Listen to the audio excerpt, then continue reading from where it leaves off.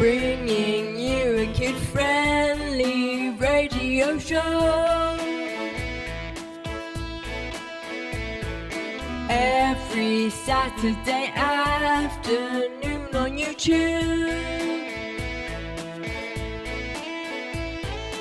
Broadcasting live at 1 o'clock. Broadcasting live at 1 o'clock. Hello and welcome to episode 55 of the Brit Show with me, Ethan. Coming up on today's show, my interview with Conservative MP for Bishop Auckland, Dehenna Davison. Before that, I recorded my interview with Dehenna yesterday afternoon, and I edited it all last night to get it to you as soon as possible because we talk about some current topics in the last bit of the interview. So here is my interview with Conservative MP Dehenna Davison. Welcome on the show, Conservative MP for Bishop Auckland constituency. It's Dehenna Davison. How are you doing today? Very well, Ethan. How are you? I'm doing good, thank you. So we'll start off with going right back to the beginning. So what were you like at school? I was really into school, actually. I was probably a little bit geeky. Loved maths. Maths was my thing. I did like maths challenges on weekends because that's what the cool kids did. But yeah, I loved school, I loved learning, I loved sport as well. I was quite competitive, played a lot of rounders at school, a bit of football. I had big dreams, lots of stuff I wanted to do kind of when I grew up, but wasn't quite sure, how to channel that necessarily. So I just focused completely on schooling. Yeah, so how much do you think that influenced your later life?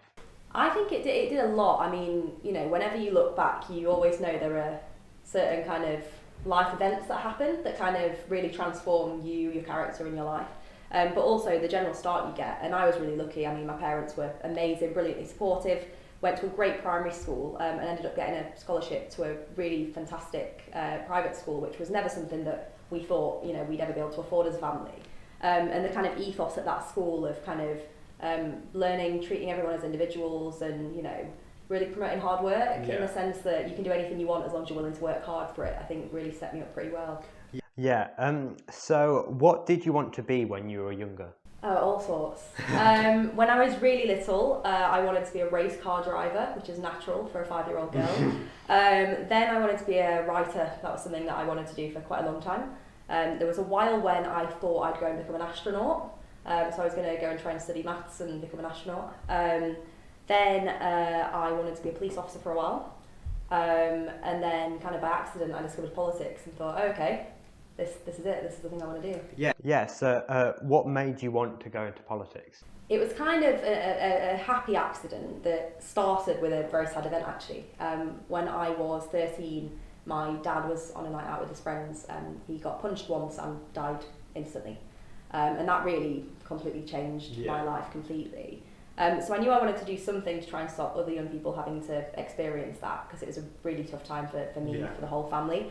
Hence the police officer. I thought if I went and became a police officer, then I could legitimately help kind of victims of crime, help support them through some really hard times. And then when I got to, I think I was about 15 or 16, choosing my A-levels, I had to pick one more and I honestly didn't know what I wanted to do. I wanted to do maths, I wanted to do economics, I wanted to do French, I had to pick something else. So I'm going down the list and I crossed off all the stuff I really wasn't interested in. I was left with 4 and we did taster sessions for them all, and so there were 4 that I thought, yeah, they're okay, that'll do.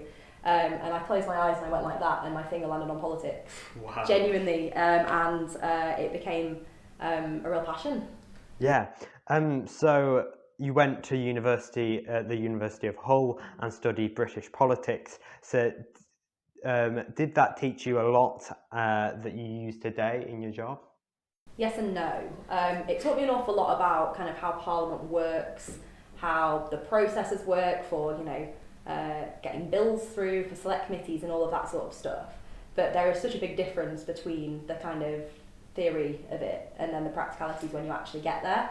Particularly the stuff that you kind of can't teach, which is one of the most important things in politics, is forming relationships with people. And you can read as many books as you want, but until you're in that situation, able to have a conversation with someone, with a group of people, and form those relationships and those friendships, nothing can entirely prepare you for that. But it was certainly useful as kind of, ground rules of what to do, what not to do in Parliament. But I think a lot of the more practical stuff that I've learned has been from kind of campaigning and stuff outside of the university degree I did, actually. Yeah, so you served as a junior secretary for Jacob Rees-Mogg during your time at uni, is that right? I did, yeah. Yes. So what did you do in that role, and what did it teach you? So it was a role that was really varied. No 2 days in Parliament are ever the same, no matter what role you're in, but certainly working for Jacob was fascinating. A lot of the stuff I did was responding to emails from constituents and letters that people had written, asking for Jacob's views on, it could be, what's your views on sheep farming, what are your views on transgender rights, whatever it might be. People write to you as an MP and ask for your views on a whole range of things. So I tended to help draft up kind of responses to those letters based on views that Jacob had expressed to me. Sometimes I had to have a bit of a guess, and then he'd check them all over before he sent them out. That was probably the biggest part of the role, but also doing research for him for speeches and events he was doing as well. So I got involved in quite a bit of that on the research side. But also, I think one of the projects I remember doing, which was really fascinating actually, if a bit of a logistical nightmare, he wanted to do a big thing around Commonwealth war graves to kind of visit every single one in his constituency. Okay. Oh, wow. He's got a very big constituency. So I had to find them all on maps, plot them out, and try and figure out the quickest driving routes so that he could get around them all in one day, book them all in with the vicars. And on the day I was panicking. I didn't go with him. I was in London, he was in Somerset. So I'm sitting there thinking, oh my gosh, I really hope this works out, because if not, I have completely, scuppered his entire day. But it went really well. So the role was very, very varied. Sometimes I'd go to events and kind of represent Jacob as well. I went to one about, I think it was with the local water company, to talk about some issues they were having, and went on his behalf, took notes, fed back in and things. It was a great job, and I think that probably gave me more of an insight into what being an MP is actually like. Yeah. So you've run as a Conservative multiple times, but have you always voted Conservative all your life? I have, but I haven't been a Conservative all my life, because growing up to the age of 16, when I started studying politics, I knew basically nothing about politics at all. I didn't know how elections work. I didn't know how often they happened. I didn't know specifically who it was you were voting for. I didn't know what the main party stood for. I'd sort of vaguely heard that Labour are the party of workers and Conservative are the party for rich people. That was just what I'd heard, but I didn't know. And it was only when I started studying it and kind of really trying to find out for myself what it was all about that I kind of tried to fit my own kind of ethos and values into one of the parties. And so for me, that's when I feel like I became a Conservative, on the basis of, things like believing in hard work, aspiration, creating opportunities for people so they can get on in life. That for me is what being a Conservative is all about. So the very first vote I had, I'm trying to get this right now, I think it will have been local elections when I was 18 or 19, and since then it's been Conservative all the way for me. Yeah. So why did you decide to join the Conservative Party? Well, as I say, I knew nothing about the parties really. I didn't know what they stood for, what the policies were, even particularly the history of them and how they were formed or anything. So when I started studying politics A-level, that's when I started really looking into it. And I didn't want to pick something for a silly reason. I really wanted to think about it. And if I was to join a party or to decide which way I was going to vote, think about what that party was all about, what its ethos is, what the values are, and how they fit into me and my life. Yeah. And the values that my family had brought me up with right from the get-go it was that hard work. It was the thought that if you want to get on in life, you need to work really hard and make it happen. That nothing should be able to hold you back as long as you're willing to put the work in. My nan worked 2 jobs to raise my dad as a single mum. My dad was self-employed stonemason. We knew about hard work, my family, and so I just felt that was very core to me, and so that's largely the reason why I joined the Conservatives. Yeah. So your first big move into politics was when you ran as a Conservative candidate for the Kingston upon Hull North constituency in the 2015 general election, where you finished 3rd. So how did that come about? How did you become? Another happy accident, really, Ethan. It was one of those, I'd always said that, in the future, maybe I'll run to be an MP one day. But it was kind of, let's finish uni, get a job, settle down, get some experience, and do that before I even think about going into politics. But when I think I was 20 at the time, at university, I was talking to some of the kind of local Conservative organisers, and they were really struggling to find people who wanted to stand as a Conservative candidate for the next general election. And I said, well, you know, what are the reasons? Why does no one want to come to Hull? And they sort of giggled and like, well, you're probably not going to win in Hull, that's why. I said, well, okay, fair enough. And so very jokingly, I said, I'll give it a go, no problem at all. You know, I'll do it, I'll stand. And yeah, 3 months later, I was a candidate. So it was one of those kind of happy accidents again, but where I had really good supportive people around me who helped to kind of encourage me, support me through kind of that process of going, you know, to become a candidate, because that was hard work in itself. There was a huge interview stage, there were written tasks you had to do, you got vetted. It was I remember that interview day very well, and it was absolutely terrifying. Yeah. So the next jump was you running as the Conservative candidate for Kings Park in the 2016 Hull City Council election. So at that point, were you still trying to figure out if you wanted to go in local politics or national politics? What I wanted to do was kind of help out my community. I think that was the key thing. And of course, as a member of Parliament, it's much easier to influence kind of national policy. So I think that was probably always the longer term ambition. So I could get back to, you know, the one punch stuff, which is the stuff that I'm really, really interested in. But getting involved locally allows you to do so much good work for your own community as well. Yeah. And so I thought, you know, I'd love to be a councillor. You can do so much good. Some of the community projects that we see that are led by councillors or supported by councillors really are remarkable and do a lot to kind of influence people's day-to-day lives, the real nitty-gritty. So I thought I'd give that a go, but again, it was Hull, so it didn't go so well for me. So then you ran as a Conservative candidate for the Sedgefield constituency and placed second. By this point, you had lost 2 general elections. So did you feel demotivated to become an MP? I don't think so. I think it probably spurred me on even more, to be honest. And you know, you go back through some of the greatest politicians of the sort of recent age, and barely any of them won on their first go. Yeah. It's all about persistence and kind of perseverance. And actually, I think the Sedgefield election was really different, because in Hull I was standing knowing that the chances of me winning were probably very, very small. Okay, yeah. In Sedgefield it was very different, because at the start of the election period I was the bookies' favourite to win. So I thought, oh my goodness, I might actually do this. That election didn't necessarily go so well. But yeah, by that point I'd really got the bug and was very determined that I wanted to become an MP for a community that like really, really spoke to me. You know, people have said, why have you moved up to the northeast to do this? Yeah. Two reasons. One, in Sheffield, winning as a Conservative is almost impossible, frankly. And you need to be a little bit realistic. But it has to be, for me, it's about people, and it's about people that share those kind of same attitudes. So trying to put me up in a kind of Tory Shire seat in Surrey wouldn't work, because you know, it's not the sort of upbringing that I had to be able to relate to people in the same way. Yeah. But here in kind of Bishop, and it was very, very similar in Sedgefield, it was really good, honest, hard-working people who just wanted to get on in life and just needed better opportunities in their local communities. Yeah. So yeah, I think I got even more determined to try and win, to really try and help improve some of our areas. Yeah, and then you finally ran as the Conservative candidate for here at the Bishop Auckland constituency and won, and became the first Conservative MP in the constituency since its creation in 1885. So what was that moment when you knew you won after all the years of hard work? Oh my gosh, it was it's sort of seared on my brain like an absolute core memory. It was actually at the counts on the evening, and we hadn't finished counting or anything by this point, but I won't go into too much of the detail, but basically the polling boxes from what is traditionally the Labour end of the constituency arrive first, and then the ones from the Conservative end of the constituency arrive last. So usually you would see Labour votes piling up to begin with, and then Conservative votes come in after.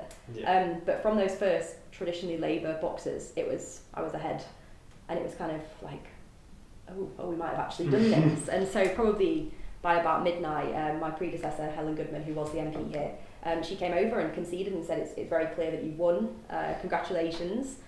And I sort of, was like, oh no, thank you. We had a lovely chat. I spoke to her and her husband, and then I kind of went and tried to find a quiet corner, which is difficult because there's a lot of journalists at election counts who want to chat to you. But I managed to find a very quiet corner, and I called my mum and I said, Mum, it's not official yet, because we haven't actually finished counting the number of votes yet, but my opponent just came over and she conceded. My mum's crying, oh my gosh, that's amazing, that's amazing. What does that mean? And I just said, it means that I've won, I'm going to be the MP. But we couldn't tell anyone really. I mean, I told my mum, you know, in confidence, but I couldn't text anyone. You can't share the results. I couldn't, you know, tweet about it. I couldn't do anything. We just had to wait.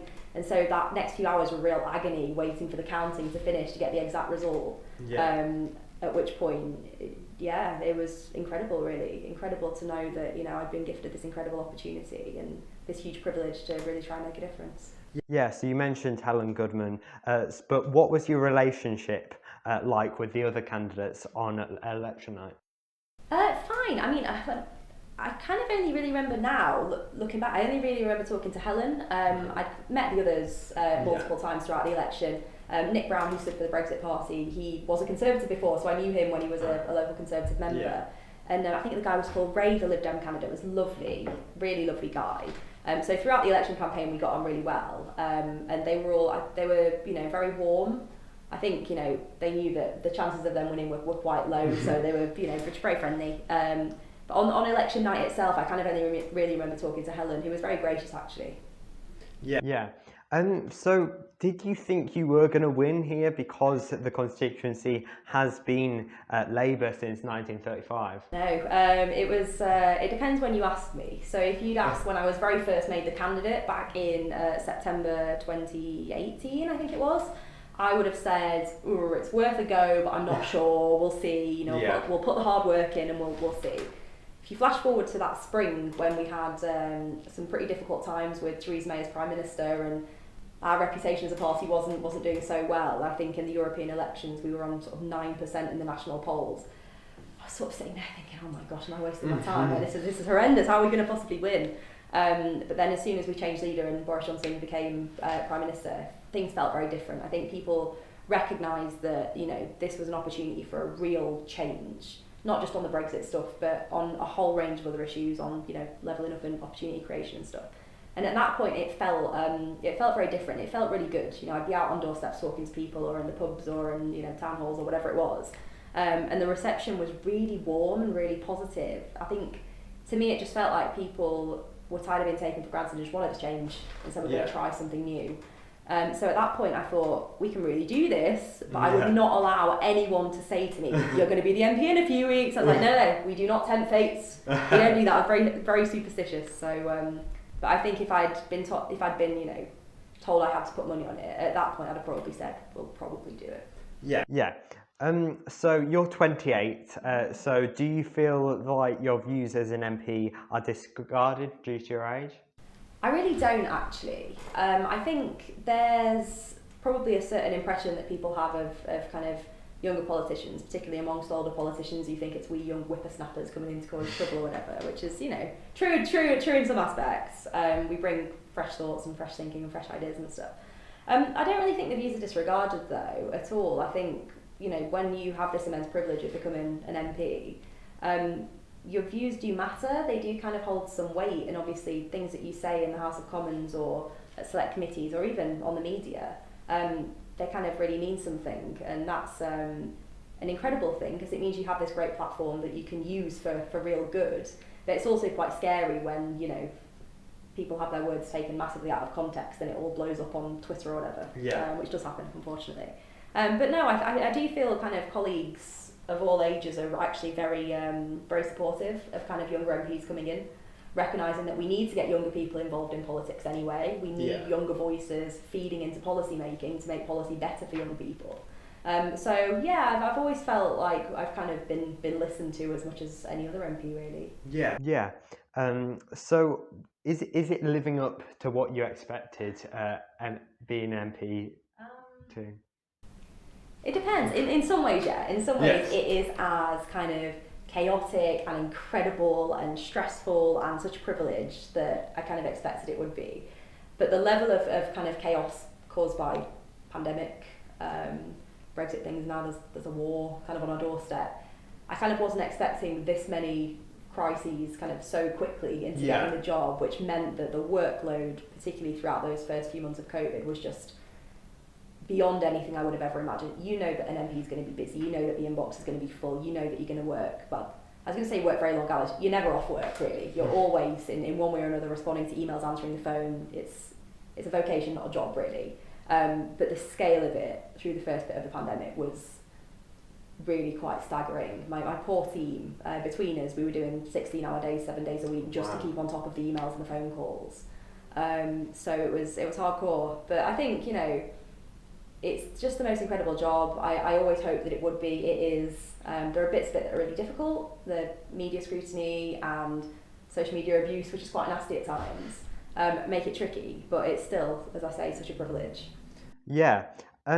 So the election happened in December of 2019. So were you into office like straight by the next week then? Oh yeah. Oh, okay. Absolutely. So got elected straight in. early hours of the Friday. So election Thursday. Elected early hours of the Friday morning when the result was announced. Friday afternoon. I'm trying to get this right. Friday afternoon, I actually slept a little bit because it had been a very hardcore election campaign. Saturday, I went shopping for work clothes because I didn't really have many. The office I worked in before was like very relaxed, and I thought I need some proper suits. Didn't have any proper suits, so went out shopping to get some clothes. We had a visit from the Prime Minister on the Saturday. Sunday, I went to London, and Monday I started. Oh, wow. So yeah, there was no build-in or anything. And that very first week, we were voting on Brexit policy, so it was kind of there was no armbands. It was very much straight in at the deep end. Yeah. So how was it like sitting down in Parliament for the first time on the benches? Oh my gosh, another core memory, I think, because the first time I actually sat on the benches was not suited and booted. It was on the Sunday. The Sunday night we went down and we got our security passes, and they gave us our kind of laptop and explained how Parliament works a little bit, gave us a tour, and on the tour they took us into the chamber and sort of like, this is where you work now. I was sort of standing around. I'd been in there before because I'd been on visits, and obviously I worked in Parliament, so I had wandered around a little bit. I'm standing there going, oh my God, wow. And I went and stood in the rows of benches, which as a kind of tourist or whatever you're allowed to do, but the rule is you are not allowed to sit down on the benches unless you're a member of Parliament. And I turned to the guy, his name was Wayne, one of the security guys, lovely man, and I said, so does this mean now that I'm allowed to sit down on these benches? And bear in mind, I'm in jeans, boots, and some sort of t-shirt, I don't know, my hair wasn't done anything, I was just kind of looked an absolute scruff. And I remember I sort of stood and just took a breath and went, and sat down, and I was very surprised that they were more comfortable than they looked, which was a bonus. Oh, wow. Yeah, it did feel amazing, but even more so kind of sitting down on them properly for the first time when Parliament was sitting, you know, something I'll never forget. Yeah, so how long did it take you to speak in Parliament for the first time? Oh, good question. So let me get this right. We only had a week back before Christmas. I didn't say anything then because there was a lot going on. We were still trying to get our offices set up and everything, so I was trying to learn the ropes a bit. I think it was a week or two after the Christmas break when I actually asked the question at Prime Minister's Questions, because what happens with questions is you apply in a ballot, and then if your name gets drawn out, you are guaranteed a question on that day, or largely guaranteed a question. But then you can bob as well, where once the questions are going on, you stand up, you try and catch the speaker's eye, and you have to sit back down, and some days it feels like you're doing an absolute workout because you're up and down and up and down and up and down. It's great for the glutes or whatever it is. And I decided to bob for a Prime Minister's question, I think my third week there, and got one and asked about my local hospital, about Bishop Auckland A&E, which was really cool. So that was my first, and then the first time I actually spoke in a debate to give my maiden speech was maybe first week of February, I think. It was the Queen's Speech debate. I can't remember exactly when it was now, but very scary. Very scary. Yeah. So what is a typical day in the life of an MP? I don't know that there is one. Every day is so varied and chaotic. You know, some days I spend all day in the office doing emails and phone calls and actually in the chamber debating and asking questions, and that's the kind of very mundane but really important day. It's really getting to the nitty gritty of the work. Some days I'm out with the police doing, high speed pursuits. One day I was out with the firefighters, suited and booted, going to attend a road traffic collision. Some days I'm in school, some days I'm, we visited with the committee I'm on, a company that's making like testing facilities for satellites, which was really cool. So it's so varied. It's kind of hard to describe a normal day, but I guess most of it is making sure that I'm focusing on two things. One, responding to constituents who've contacted us, particularly those who've contacted us with problems that they need our help with. And the second one is just making sure that I'm really focused on the kind of campaign priorities that I have and that I got elected on. So things like Bishop Auckland A&E, things like the High Street Fund, which we're working on at the moment, but also around my One Punch assault stuff as well. So I think staying on track of those things is sometimes the hard bit, because so much happens around you, it's very easy to get distracted. So obviously after the election you were only in Parliament before COVID for about 3 months. So how did you find that adjustment? As you said, you were working 16 hours days. Oh, it was hard. I think the toughest thing actually about it, it was a stressful time for everybody because we were all isolating. We didn't know what was going to happen with COVID. We weren't able to kind of see friends, family. It was a horrible time for everyone. In this job, given the amount of incoming kind of casework we got, it made it really tough because people were coming to us for answers, because as you expect the MP to have the answer to your questions, and we didn't have the answers because so much was evolving around us.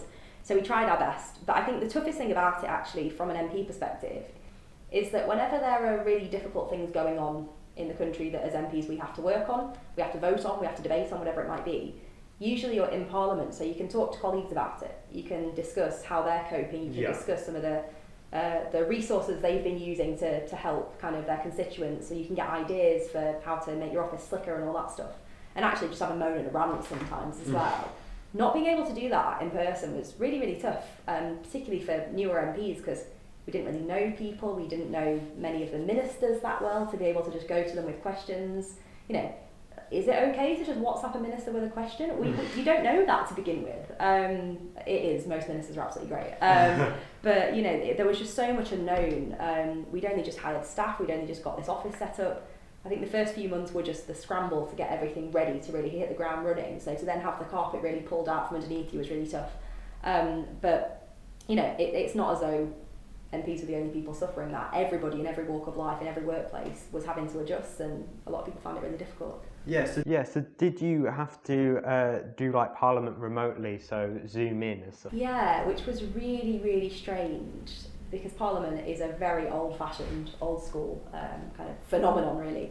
They're not very good at modernising, so the fact that Parliament was suddenly happening by Zoom was really, really weird. And, you know, like everybody, you do that thing where your top half would be dressed, you know, up for work, and then your bottom half would be in your pyjamas, and you're talking in a debate, and I'm sitting there thinking, I should not be wearing pyjama bottoms when I'm saying things that are going to appear in Hansard, you know, as official Parliament record. It's really odd. But yeah, it was a really weird adjustment, and at one point we were doing voting by our phones, and then we were voting by proxy, and it was a mad scramble to try and make it work. But I think the fact that, you know, Parliament did make it work is really important, because you can't have your national Parliament not working properly at a time like that. So how was lockdown for you? It was rough, wasn't it? Rough for everybody. It was okay. I mean, we were blessed in that first lockdown that the weather was so good, so I just spent a lot of time kind of in between doing emails. I'd go for a run, I'd come back, I'd do another few hours, I'd go for another run. I mean, my thing was just get out of the house for a little while, take the dog for a walk, whatever it was. I think that was kind of my coping mechanism, because I lived alone. It was just me and the puppy, and particularly before we were allowed kind of support bubbles, that first few months, really, really tough. But I think, like everybody, you make do, and you come up with other ways. So the amount of Zoom quizzes I took part in, you know, we managed to figure out just about how to line up kind of watching films together over Zoom as well, where, you know, one person's always 3 seconds ahead and the audio is terrible. It was tough, but I think one of the things that it does is it makes you really appreciate what you have and the people that matter to you, actually. So on top of your roles as an MP, every Sunday you present a show on News Network GB News. So how is going from politics to... Really strange, because usually it's like this. Usually I'm the victim of interviews. I turn up to a TV studio, I get a grilling for 5 or 6 minutes, or sometimes for an hour, and then they send you off on your way, and you're watching it back going, did I answer that okay? Was that all right? So to then suddenly have the role completely reversed and be doing the presenting was really a real challenge, actually. Particularly, you know, I'd never used auto cue, I'd never had audio feedback in my ear before when I was live on air. So it's strange, but I love it, actually. It's fantastic, and one of the things I love about about the show that we do is we try and talk about things that a lot of other channels kind of don't. We try and talk about local things. We really try and pull in local interest stories as best we can. So it's a great opportunity from my perspective to talk about how great the North East is as well, which I try to do as much as I can. So like, do you think it takes away from being an MP, or do you think it adds to it? You'd expect me to say it this way around, wouldn't you? But I do think it adds to it for a couple of reasons. One, I'm much more comfortable doing media now, so it means, you know, when I do interviews in my role as an MP, which I have to, I don't get as nervous for that, which I think is a good thing. If you're less nervous, you, I think, give better answers and better performances and whatnot. But I actually think in so many ways it is fantastic hearing so much feedback, because one of the things we do on our show is we ask people to email in and tweet in constantly, and we're constantly reading out what people are saying, their response to things we've been saying. Getting that live feedback on things is really, really fascinating. And I think, you know, as well as me getting that right here from the constituency, getting that from all over the country, I think has made my antenna a little bit better. I think so anyway. Others might disagree. So I'm going to ask you a few questions about current topics right now. So obviously the cost of living is going up by an extraordinary amount at the moment, and if it continues next winter, people will be deciding whether to eat or be warm. So what is the government doing to help that? There have been a few schemes that have been put in place, things like the council tax rebate, there's been the energy bills kind of rebate as well. I do think we need to be doing more, to be honest. I mean, the first thing we need to do is to get this war ended in Ukraine. Yeah. I mean, that is the absolute top priority, to get some sort of peace deal in place that hopefully will mean the wholesale price comes down, which means there is less pressure on energy bills in the first place. Yeah. That's fundamental. But beyond that, I do think we could be doing a little bit more. You know, there are things like VAT on energy bills, there are things like some of the green levies, which I think overall are a good thing, but in this immediate shock when people are really struggling, why don't we take them off for 12 months as a temporary measure, just to really help people with the pressure of those cost increases? Yeah. These are some of the things that I've kind of been pushing government to do a little bit more on, to be honest. So obviously in rural areas, most houses, like in Teesdale, are heating oil, like my house. So like heating oil is very expensive. So what's expensive going up, and there's no cap on the cost of it, is there, unlike other energy sources. I've been feeding into this on ministers, because obviously we've got a huge proportion of properties in our part of the world that do rely on oil. At the minute, I'm not sure that there is a definite plan to really help with the pressure of that. I think, again, it kind of comes down to just trying to tackle some of the wider challenges to keep pressure on the prices down, but we need to be doing a lot more. We really do. So one of your main points of your manifesto is to bring back A&E to Bishop Auckland Hospital. How is that going? It's a tough one. I said all along it'd be a tough one. Effectively, just to give a short bit of history, the hospital opened in, I think, 2002. It had an A&E, it had a maternity ward, it had fantastic facilities, everything that a new modern hospital needed. But within a few years, those services were being kind of stripped away. You know, we lost the maternity ward, we lost the A&E, we lost a whole host of other kind of wards there. And now it's a beautiful hospital, it's great, people enjoy working there, it's used for elective surgeries and really good on orthopaedics and stuff. But half of it is sitting empty when A&E waiting times are going up and up and up at some of our other hospitals. So it seems to me absolutely daft that we are not making the best use of that resource. Now, staffing is one of the issues. Obviously, in order to man an A&E properly, it needs to be well staffed to make sure that it's safe. That is a challenge. I mean, we are recruiting an awful lot more doctors and nurses at the moment, but obviously training them up takes some time. But actually attracting people to come and live in our part of the world is quite difficult. People want to go to cities. You know, they graduate from med school, they usually want to go to the big cities, or they want to be in London. Getting them to come and work in slightly more rural areas is difficult, and it's something that I've been discussing directly with the minister, actually, to try and figure out what we can do better, be it incentives or, I don't know, helping them with a move or something. There must be things that we can practically put in place to encourage more staff. So I've been engaging with the local trust on it. I've been engaging with the hospital's minister and with this Secretary of State and the previous Secretary of State. It's going to take a lot more work yet, but this is something that local people really want and are really desperate for. So I'm convinced that with the right campaign over the next few years, we've got a good shot of making it happen, but it is going to take some serious work. Yes, as you said, with like when I go to the hospital there, it's just empty because there's just nothing. Like the corridors are just and it's deserted. Well. Ones like you go to Durham and it's it's not the same feel. You go to Bishop and it feels light and open and airy and welcoming. A lot of hospitals don't have that, so we're very lucky and we need to make the most of it. Yeah. So the Rwanda asylum plan has been announced a couple of days ago. So how come we announce a scheme to house Ukrainians that fled conflict, but the people that are fleeing ongoing conflicts in places like Syria are getting sent to Rwanda? What is the difference between? Really good question, to be honest. I think one of the difficulties that we've had with our immigration policy for a long time is that it's really difficult if someone is coming to our country from overseas to determine whether they're here because they are genuinely fleeing war or persecution or a really difficult set of circumstances at home, or if they're coming here because they want a better life, which I would never begrudge anyone wanting a better life. But we absolutely need to make sure that we are prioritising our immigration policy around the people who really, really need it, around those who are genuinely fleeing persecution, horrendous times, have been kicked out of their country if they go back there, facing horrendous circumstances.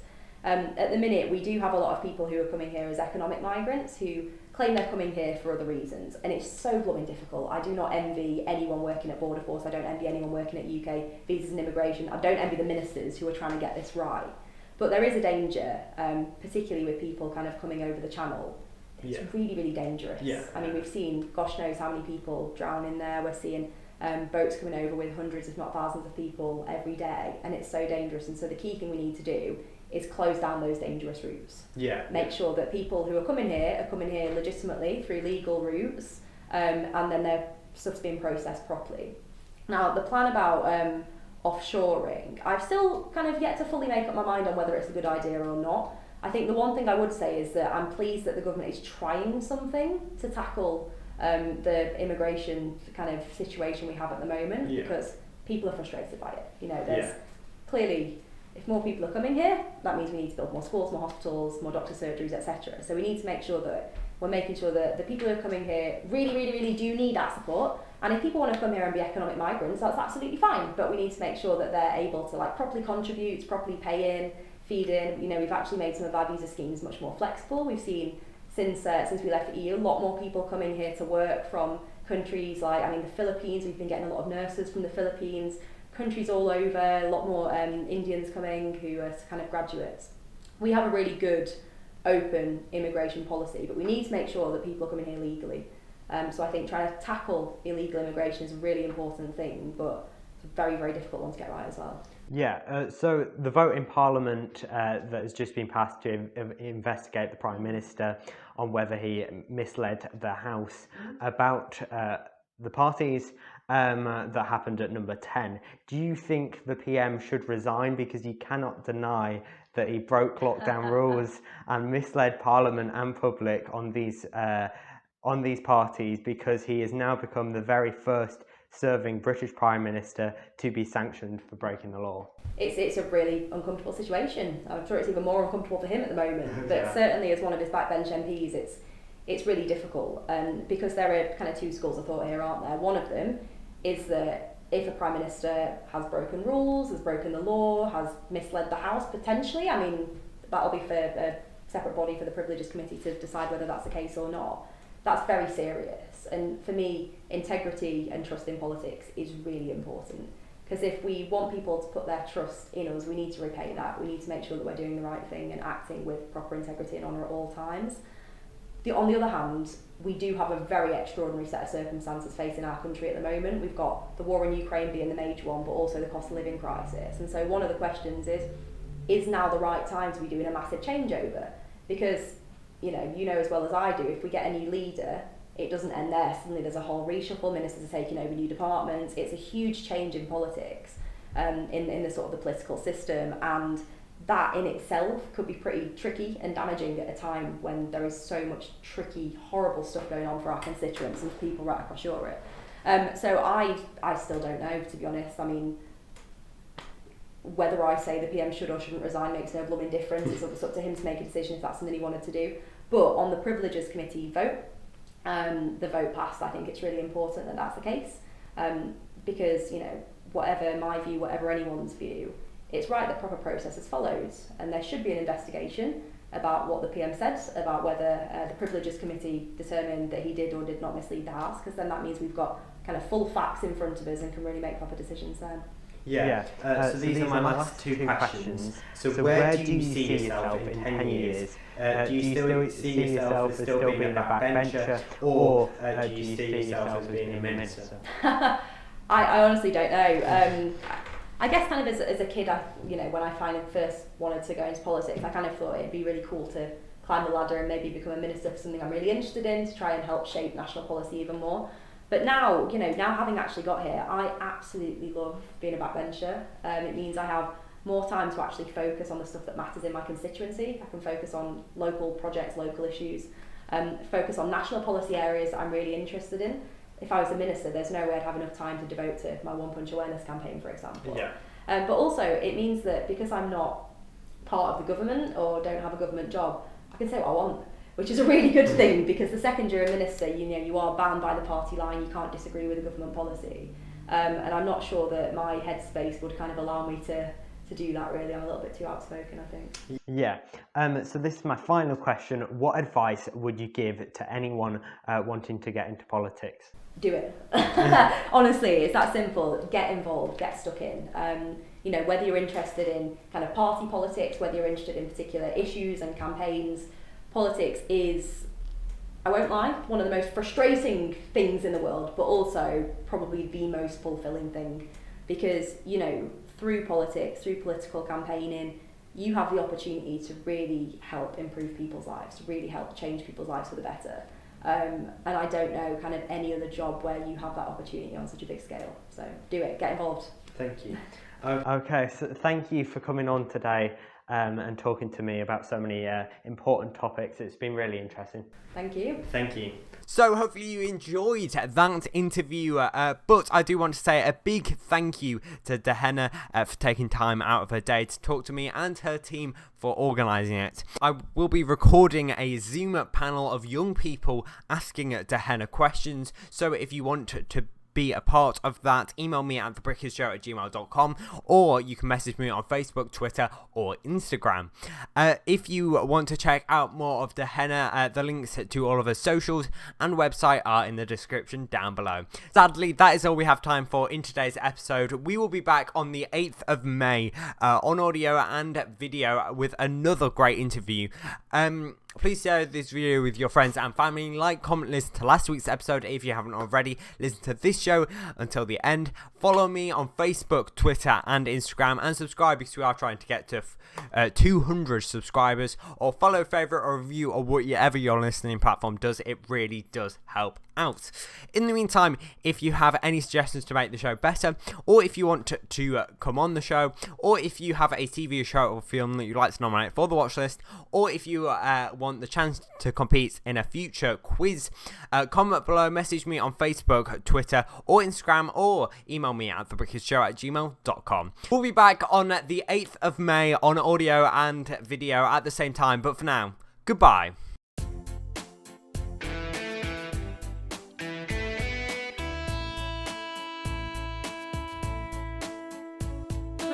Bringing you a kid-friendly radio show. Every Saturday afternoon on YouTube. Broadcasting live at 1 o'clock. Broadcasting live at 1 o'clock.